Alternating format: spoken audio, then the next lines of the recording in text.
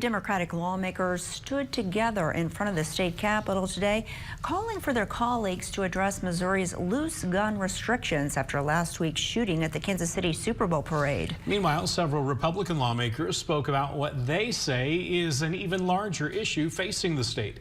Missouri Capitol Bureau Chief Joe McLean is following it all from Jefferson City. After the mass shooting in Kansas City that claimed 1 life and injured 22 Wednesday, false claims began circulating on X, the site formerly known as Twitter. Missouri Senators Denny Hoskins, Rick Bratton, Nick Schroer, and the account tied to their caucus posted multiple times on the site claiming that an illegal alien was responsible for the shooting at Union Station. In response to a post by State Senator Lauren Arthur calling for more gun safety laws in the state, Hoskins posted, quote, "I'd hope that this firsthand experience with violent illegal immigrants and repeat offenders, children shot at a parade, will help them see the urgent need to close our borders, stop promoting sanctuary cities to violent illegal immigrants, and end liberal catch and release policies for violent criminals." Hoskins later deleted that post and did not respond to my request for a statement.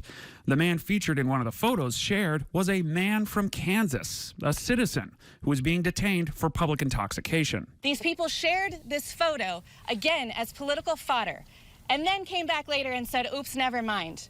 Like they could gaslight us out of the fact of what they did to this poor man for days. It's disgusting. On the Capitol steps today, House Democrats calling for legislative action. But Republican State Representative Ben Baker disagrees, saying lawmakers should not rush to pass laws in response to an emotional trauma. Those are always questions that people, I think, legitimately should be talking about and debating. But overall, I think for me, it just comes down to the very letter of the Constitution and the infringement upon our rights. With a more than 2/3 majority of Republicans, Quaid said voters have more of a say right now than House Democrats. Voters need to hold these folks accountable. The very people who are saying that they want toddlers to carry guns in the streets of Missouri should be voted out of office, and it is up to the voters to do that in November.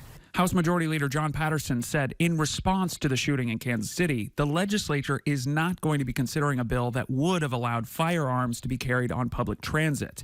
He said it's something Kansas City Mayor Quentin Lucas specifically opposed. In Jefferson City, Joe McLean, WGEM News.